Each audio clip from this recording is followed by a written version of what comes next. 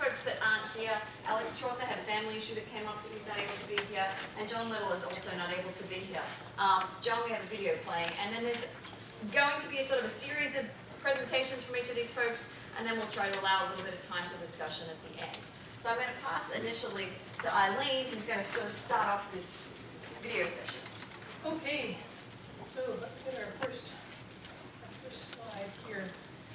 Yeah, so John Little is going to be giving you a presentation by video on iGet, which is a 3-year program for remote sensing instruction. They have a cohort that's in the process of iGet right now, and then there's a new cohort whose applications have to be in by December 20th of this year, and there's a few flyers up here for you if you're interested in that program. Susan Hoskins is going to teach about the 4-H National Science Experiment, Maps and Apps, Adopt a Pixel, and I meant to put a whole bunch of ellipses after that because she does so many different things. This year I had the opportunity to go to the Googleplex in Mountain View, California, and be totally amazed by all the new Google tools for mapping. Alex Chaucer this year was also at the Google Tools, but his presentation is on the Teaching Training Teachers program, pardon me, through ESRI, and that's a program that both Ann and I have done at different years. And then Ann, with your New York State GIS Association, has worked hard at developing a site license for ESRI products for K through 12. So it's quite remarkable. There's a page up here if you want to leave a card or you want to sign up and you want information about anything else. Please let us know, and any one of us or all of us will get back in touch with you. I'm saying that to you now because I'm so afraid that I'll forget. So here's Jonathan Little. Let's see if we can get some sound.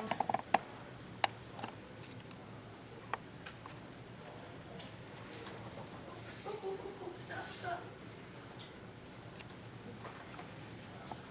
Okay, where does the sound come out of here?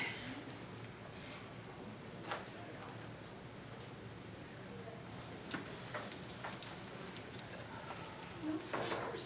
Oh.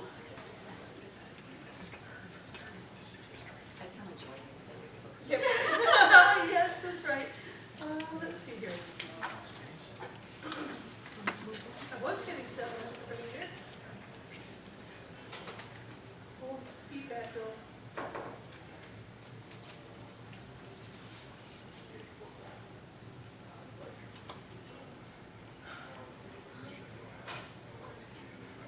It worked just great in the hotel.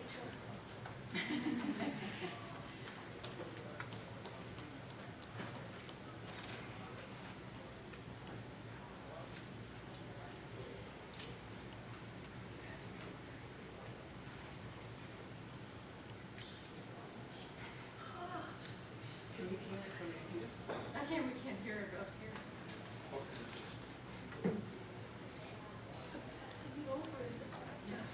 But if you're not hearing I it, can barely hear it. I can barely hear it. You can't hear it? Push that volume up. Turn it off. And let's You see. can read this time. Yeah, read along.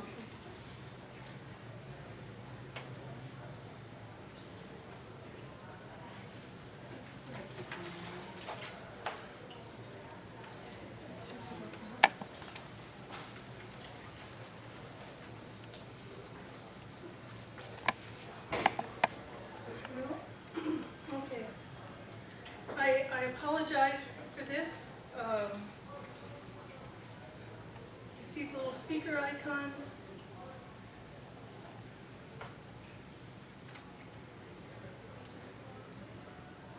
That's as loud as it goes.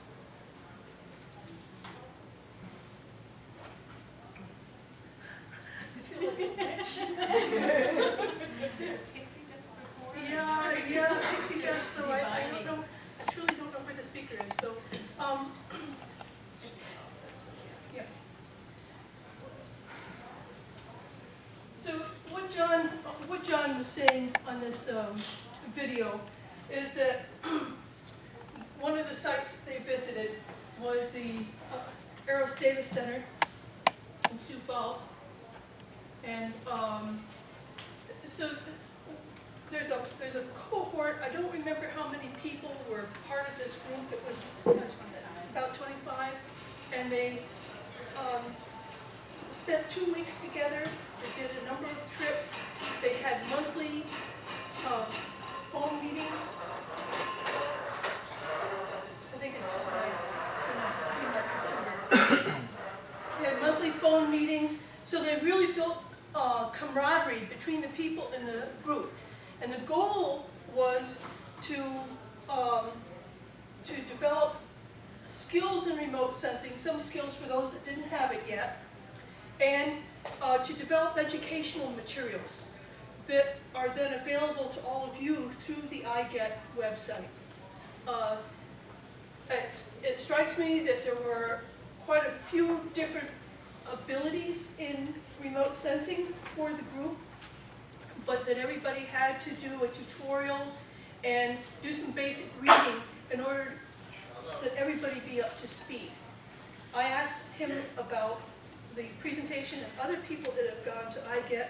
There's been unbridled enthusiasm, and it seemed like it was a good program for people that had limited remote sensing experience, as well as for those that had a great deal of remote sensing experience.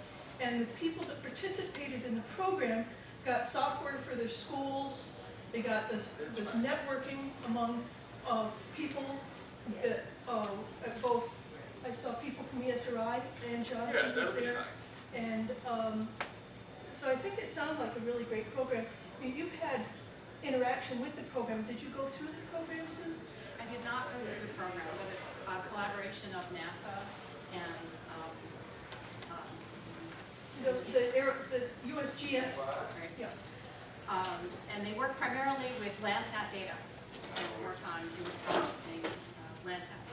The connection that I had was that they were finding so much success at the community college level that they began to explore the possibility of morphing it into a program that would work for high school educators as well. So that's still, you know. And the big focus is at the community college level. I think that's where the initial funding came from, but they wanted people that would be mentors for high schools, and also they were encouraging some four-year school participations if they could show that they could have a link with community colleges. I know that there's a stipend involved. All your expenses are paid except for getting to the institute. I know that several people went to the USGS headquarters in Sioux Falls and were totally wowed by that. There's a trip to Washington, D.C. Was it Washington, D.C. for NASA? And so there's a lot of different events to try and reinforce the remote sensing tools. And I'm under the impression that it's primarily digital remote sensing and not so much analog. Did you have anything to add? Mindy, have you had any experience with this program? No. Okay. Here's the But you got 10 minutes now. oh, great. So, okay, so the YouTube video is here. John said he didn't like the way he looks. We all think he did a great job, and he actually sounded great, although you wouldn't know that. So you can check that. You can check that out. So our next presenter is Susan Hoskins. Good afternoon, everyone. I'm Susan Hoskins with Cornell Cooperative Extension. I'm located at Cornell University in Ithaca. How many of you are 4-Hers? Oh, Okay. Got it on you. For those of you who are not familiar with 4-H, let me give you the short introduction. 4-H is a youth development program of the U.S. Department of Agriculture. It combines positive adult relationships, leadership experiences, and skills for life. And we do it in the areas of STEM, healthy living, and civic engagement. I've been supporting 4-H activities in geospatial sciences now for about 7 years. And I'm going to share a little bit of what we do through the most recent, You can use button 2 on. here we go. The most recent national initiative of 4-H of maps and apps. So every year 4-H produces a National Youth Science Day experiment, and this year it was geospatial in nature. While National Youth Science Day is October 9th, we look at it as a year of activity. And the photograph you see there was our kickoff event in a public school in Brooklyn, New York, where we had an auditorium filled with 3rd, 4th, and 5th graders. And we did remote sensing, actually. Those are 4-foot wingspan foam gliders with a mini video camera, Velcro to the nose. The students turn them on, we send them off, and we immediately collect the cameras, plug them into the camera, and the kids can see their faces as the camera and the plane comes flying at them. You think it's the Academy Awards. So we're trying to get students excited about geospatial science. So the experiment this year called Maps and Apps, I'll tell you a little bit about it. The experiment also includes units for Keep On Learning, and I'll tell you a little bit about each of those. And then we can have conversation after everyone has had a chance to visit. So Maps and Apps is, taking you back to Ian McCarb and overlay GIS. The physical part of the activity is a base map, 30 inches square, with a grid on it and stylized contour lines, 8 overlays, dry erase crayons, and a cloth. The goal is for students to be layer players and to create a park, thinking about the different features that go into a park, whether they're man-made, vegetative, hydrology, and they do it collaboratively with the design with the end in mind and do iterative processes. So here what you're seeing is we train adults who are the leaders. We also train teenage leaders to work with students, and then the youth go at it. We also operate in a club program, clubs, after school, and camp environments where smaller groups work together. In this national initiative, once the students create a map, they take a photograph of it and load it up to the National Map Gallery. There is also an online version for computer and iPad, and in this case it's a very simplified GIS with, again, the layers, the different layers and icons associated with it, and kindergarten and first graders can play with this. Older students can begin to think about scale and resolution, and again, once they've created a map on this, they can save it and upload it to the National Map Gallery. Once you got them all excited and they love GIS, we can move forward and continue doing mapping projects. ESRI has been a great supporter of youth mapping, including 4-H, and 4-H clubs can apply for a grant to receive ESRI software and resources, which is another avenue and parallel to what Ann is going to talk about. They've also connected with USGS and the National Map, the US Topo program with the National Map Corps, where a citizen science project, citizens, including youth, can go out and field check structures in their neighborhoods that are on topo maps and provide that data back to USGS. So we've got some citizen science going on. And finally, this is my favorite, Adopt a Pixel. I got to see the launch of the LCPM. I was so excited. Once the Landsat satellite got up there and started returning pictures, there were a group of educators that got together with NASA to talk about a citizen science project to collect ground reference data. So now youth who know how to use GPS units, because we've taught them that, to go geocaching, they can go collect a location point and collect ground photographs, north, east, south, west, up, and down, and submit that to a USGS database that is accessible by Landsat scientists. A lot of fun. So then we also have the event maps. So these are the events that have already taken place since October 9th. where 4-H groups or other youth organizations have done the maps and apps activity and posted it on the web. And when you click on one of those, you find out all about it. How many people were there, what they did, what community they were in. We continue to support educators through the year by doing 3-day intensive trainings or day-long workshops. We have career explorations at Cornell where we bring 4-Hers to campus and train teenage youth, and they become our mentor corps. The ESRI grants. We send a team of youth and adults out to the ESRI Educator User Conference. And through all of this, youth are using GPS, GIS, and remote sensing to do community mapping projects in their own backyards. And they can submit maps to the state fair or the county fair, just like they could raise a sheep or do a horticulture project. So in addition to the traditional 4-H activities, we're doing a lot of technology and trying to support our educators throughout the state. I work with a lot of great people in 4-H, including Chip Malone, a CCE educator from Genesee County, and Jim Hooper, our geocaching guru from Ontario County. So if you've got questions, you want to play with the app when we're all done, come on up.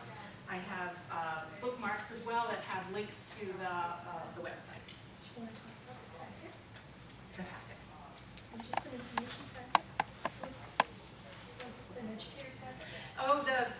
These are the instruction booklets. There's an educator, a facilitator guide, and youth guides on doing the maps and apps overlay process. So the kits come in a box, and I actually brought 3 of them with me. So they're usually $25, but if you promise to use it with a group of youth, you can have one. Thank you, Susan. I can't believe we all get to do what we love to do. Okay, so I must put Alex's in the wrong place. So we'll do the Google thing, and then we'll do Alex's. So I apologize for putting it in the wrong place. So this summer, I was one of 75 participants. We had to apply to go to the Googleplex. They use Google as a noun, a verb, an adverb. So people like me that are starting to get gray are Gradles. That's really quite remarkable. A lot of creativity there. A lot of encouraging of participation from the outside world, as well as encouraging creativity within the Googleplex. So this was in July, and really it was a showcase of their software products, what they have, the apps that you might not know about, how different people are using Google, and where they intend to go. So it was hosted by several of the branches of Google. We talked about the major interfaces, Google Earth Pro, and Google Earth Engine. Google Earth is what many of you have on your desktops. The Google Earth Pro is kind of what they view as a business solution. But what's neat about that is that you can bring in your own data, and you can do a lot of extra work. In Google Earth Pro, you have access to data sets that you don't have access to in Google Earth. Google Earth Pro can be a paid subscription, but for educators on application, you can get a license for free. And a standard license is 30 seats. Google Earth Engine is another product. On Google Earth Engine, they have more than 40 years. They have all of the Landsat data available. And there's a time slider on there so that you can see how landscapes have changed using this time slider. And then they've got a number of ways to customize analysis using Google Earth Engine. Google Maps is the product that you see. Again, Google Maps Engine was a business solution that they were trying out. And here they're trying to give you tools for analysis.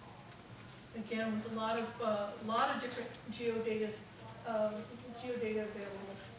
And then Maps Engine Lite was introduced in March of this year with very simple tools.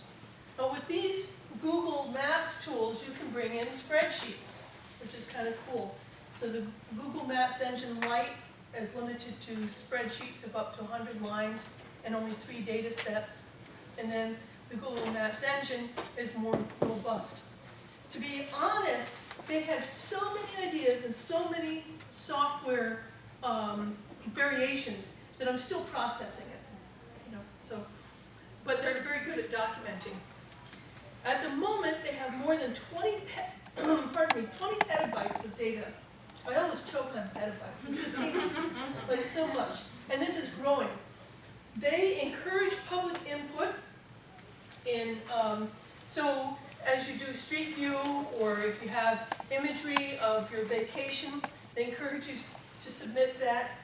But one neat thing is that if you're interested in a location and you don't have the imagery for that location, and this is any place in the world, you can write to them and make a case for getting that imagery.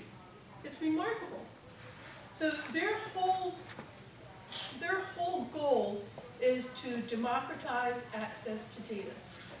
So they're trying to make simple interfaces, logical interfaces that can be customized with APIs and various other apps that they provide and that you can write. So it's really quite mind-boggling what they do. Some of the things that we learned about were taking the familiar interfaces and then being able to do very simple, what they call styling, which is basically customizing like a color or a line type or a polygon shading.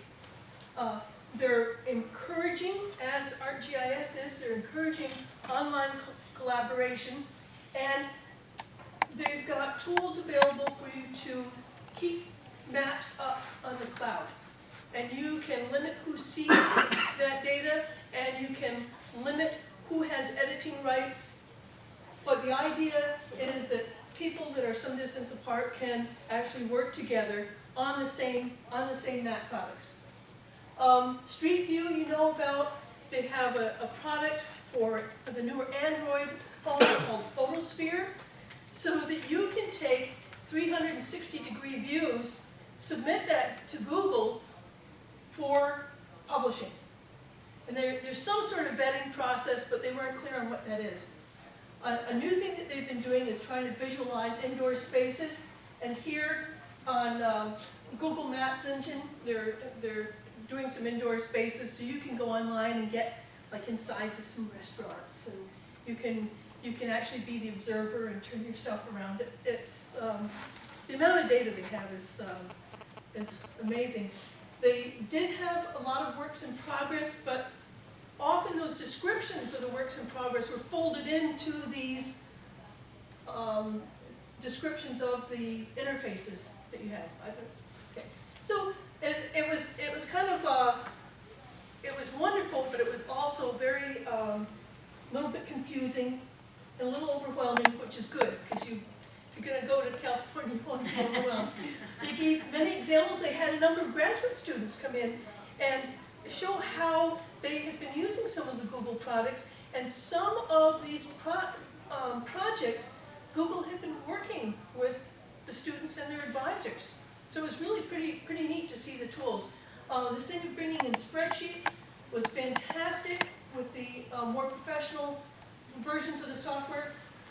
They gave some examples of field mobile collection that were elegant, that you could easily institute.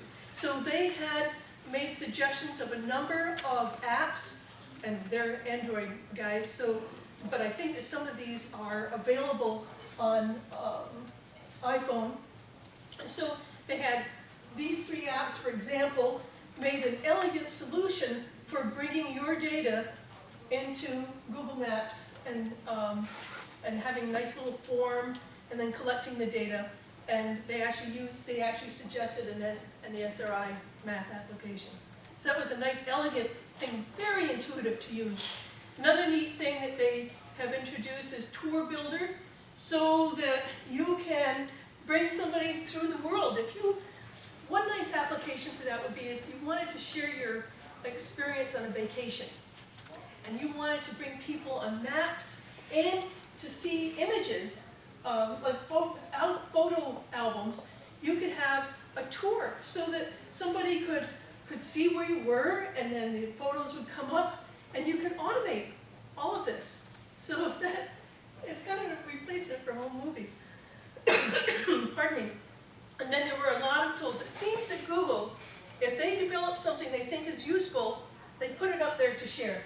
And the Google tools here, if you just Google education tools, you'll find many resources there. And then there was a whole suite of tools for publishing maps in the cloud and then sharing those maps. Okay. Again, software for educators and grants.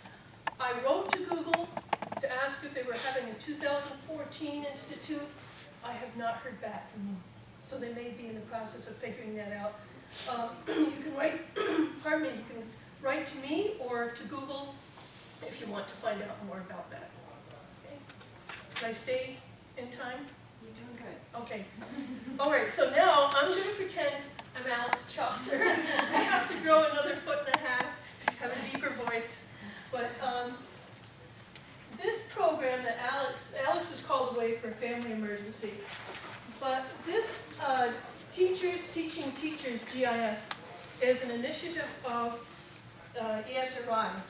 I went to this in 2011, and you were there, Ann was there in 2012, and Alex was there this year.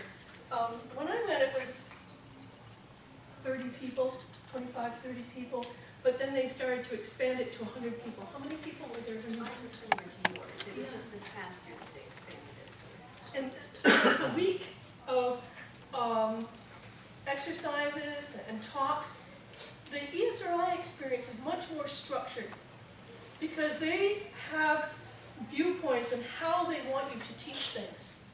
And they're plugged into the competency model. So theirs was much more formal. So it takes place in Redlands, California. You do have some support, and if you give a presentation to help spread the word about teachers, training teachers, they will give you a stipend. The expenses are paid for while you're there, although I think you're responsible for the hotel room, as I recall. The big focus, I didn't catch this typo before, but the big focus has been, since 2011, has been the push for ArcGIS Online. And sharing that and getting people to use ArcGIS Online is an easy way to communicate map data. Again, with that, you have a lot of control over who sees it and what editing that they can do. So this year they started having about 100 attendees, 8 teacher trainers, and they were all people that worked for ESRI that did the training. They focus on the types of GIS instruction, and this pyramid is something similar that they've used for several years, something similar to this, and they're trying to have you identify what type of learning, where on the pyramid are your exercises, and to try and get students so that introductory students would be here at the presentation or demo, but that you move up the pyramid to try and internalize the learning process. And here are some more of the standard Esri graphics for this. But these are helpful because they help you realize that there are different levels of and types of learning, and they really encourage you to think about where your work is. The other thing they encouraged you to think about was not only where a particular lesson is, but what is the goal of your course? So you think of that lesson in a context rather than as a standalone lesson. So you learn a number of things. Again, they're really pushing ArcGIS online, and you can have organizational accounts. If any of you are in the SUNY system, you have access to ESRI software and to the ArcGIS online organizational account. They talk about story maps, and you can Google, or Esri story maps, you can Google story maps. And so this is a movement away from static maps in an effort to take advantage of the, I don't know, the dynamic map. They explain how to do professional development, and they develop a community. So after you take part in T3G, you are part of a network of other educators that are identified as T3G people, and you get information about new releases of USGS data, about ESRI problems, other kinds of things that people are doing. And again, Alex has here also some practical exercises in collecting data. Another thing that they did that was pretty neat was illustrate what was coming next for ESRI. I think they do that at the users conference, but I haven't been there in quite a few years. So, a very good experience if you are in a process where you are able to teach others, whether it's formally or informally.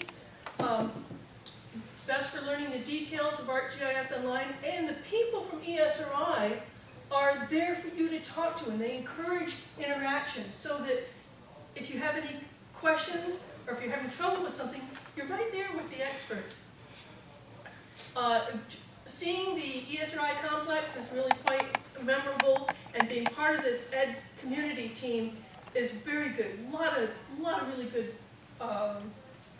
resources. So again, unlike Google was great, but ESRI has much more focus on teaching method and how to approach that.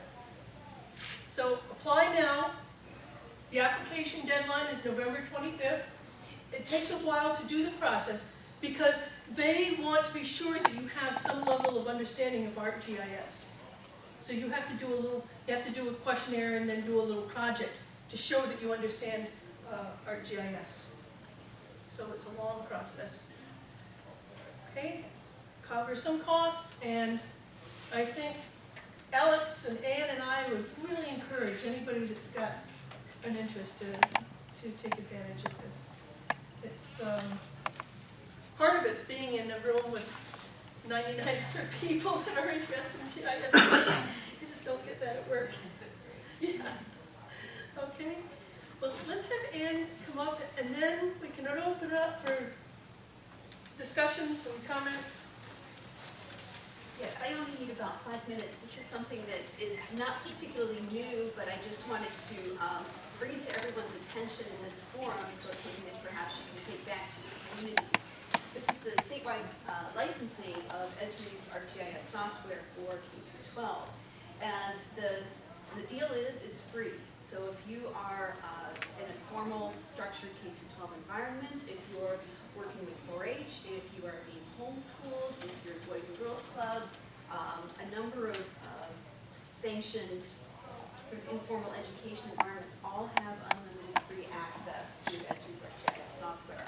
So as long as you can demonstrate that you're being used for teaching, research, it's fair game for administrators to use in terms of cross routing and so forth. So there is really no catch to speak of in terms of paying costs or anything. What's included are ArcGIS Online has been getting a lot of airtime lately, and certainly that is part of the piece. And in fact, one of the things that I think those of us who are trying to push this site license need to think about is, do we even want to bother pushing the desktop solution? at least for the K through 12, or at least for the lower grades, we want to just focus on the ArcGIS online solution. So that's something that I think we need to think about as AGO becomes more prevalent. So you do have access to the web services, access to the software, and many of the extensions. You get the support for documentation, access to data, and each state, so New York State can divvy up 10 passes to the Esri User Conference and EduC. So if you're part of that, you can toss your name in the pool. And we've been kind of slow going in New York State, so there's probably going to be some of those passes left. So to get started, the first thing is citing a memo of understanding. It's actually a very simple document. There's a PDF that's at the New York State GIS Association website. I actually passed out on your chairs, there's some little cards that have the link to, and if you need one, there's some others up here that haven't been claimed. But you can go to that website, the association website, click on featured items, and then go to the Esri K through 12. And download the PDF, and you need basically a point of contact. So whether it's a principal or a teacher or a superintendent, or if you're homeschooling your children, you as the parent would sign. So it's very straightforward, and you fax it back to the contact at NYIT. They're actually administering the license for us. The catch, such as it is they just want to have you demonstrate that you have some knowledge of GIS, that you're not just going to download the software and then sit it on a shelf. They want it to be used. And so they want you to at least say, yeah, I've done a little bit of training, or I participated in some training, maybe I've taken a free online Esri course, maybe I've been to a conference or a workshop, done some sort of professional development. So it's not real onerous, but once you tap into the network, then there are lots of training opportunities available for teachers or for those who want to get local schools involved. One of the trickiest things can be identifying this point of contact, but that's really all it is a point of contact, rather than having everybody in Rockland Central School calling Darren Kakalanga at NYIT. They just want it funneled through one person. And then you're part of the T3G, or excuse me, the Esri K through 12 list, statewide list that's available. And that's kind of a neat resource, especially for teachers that are just breaking into it. They have other teachers that they can turn to. There are lots of lesson plans and so forth that are available for teachers.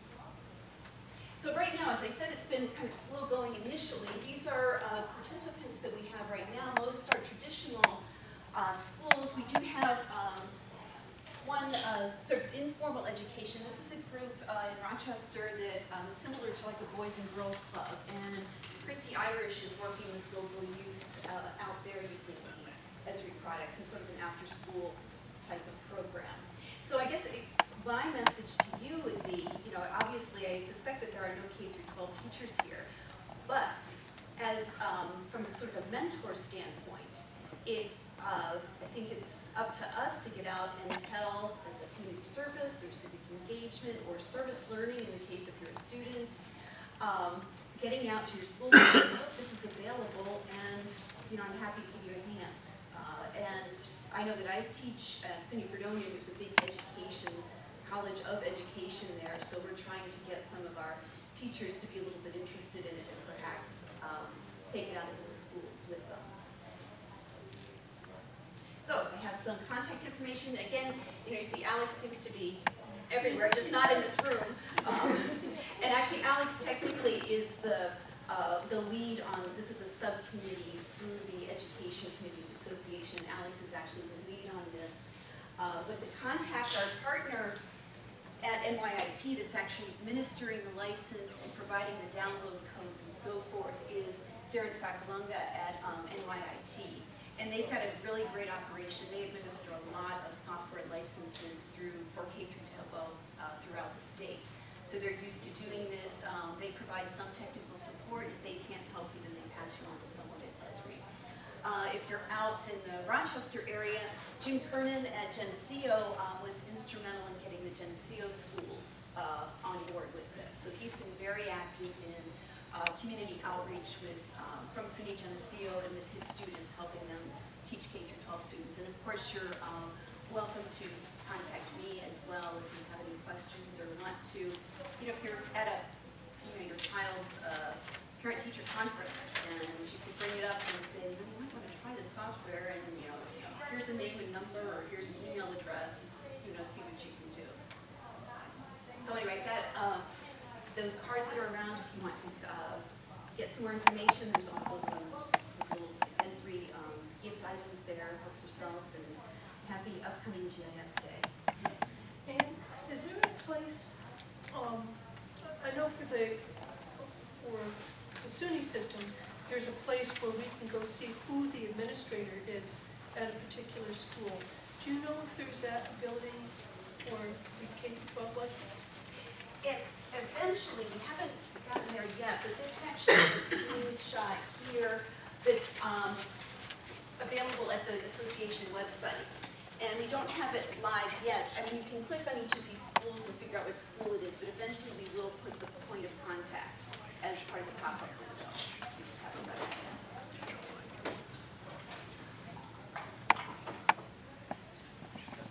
So I think that's sort of the end of the formal, these guys talking.